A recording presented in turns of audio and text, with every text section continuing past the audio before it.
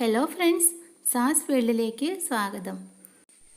മഴക്കാലത്ത് കുട്ടികൾക്കുണ്ടാകുന്ന ചുമ, ജലദോഷം, കഫക്കെട്ട് ഇവയിൽ നിന്നും ആശ്വാസം കിട്ടുന്നതിന് വേണ്ടിയുള്ള ഒരു ചെറിയ ഒറ്റമൂലിയുമായിട്ടാണ് ഞാനിന്ന് വന്നിരിക്കുന്നത്.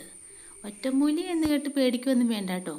നമ്മുടെ അടുക്കളയിൽ തന്നെയുള്ള സാധനങ്ങൾ വെച്ചാണ് ഇത് ഉണ്ടാക്കിയിരിക്കുന്നത്. ഞാൻ എൻ്റെ കുട്ടികൾക്ക് സ്ഥിരം കൊടുക്കാറുള്ളതാണിത്.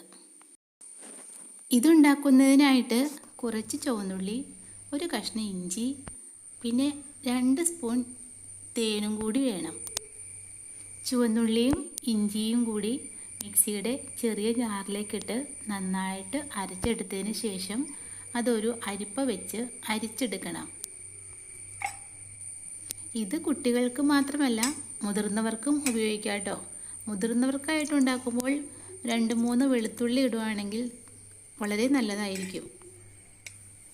വെളുത്തുള്ളിയുടെ ടേസ്റ്റ് കുട്ടികൾക്ക് ഇഷ്ടാവില്ല, അതുകൊണ്ടാണ് ഞാൻ ഇതിൽ വെളുത്തുള്ളി ചേർക്കാത്തത്. പിന്നെ ഇതിൽ ചുവന്നുള്ളിക്ക് പകരം സവാളയും ഉപയോഗിക്കാം കേട്ടോ.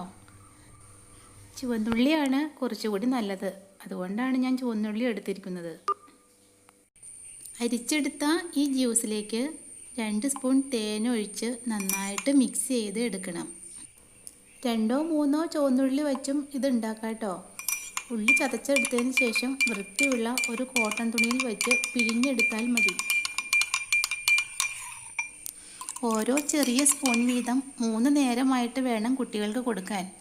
ഇത് അപ്പോൾ ഉണ്ടാക്കിയെടുക്കുന്നതാണ് നല്ലത്. ഇതാ നമ്മുടെ ഒറ്റമൂലി റെഡി ആയിട്ടോ.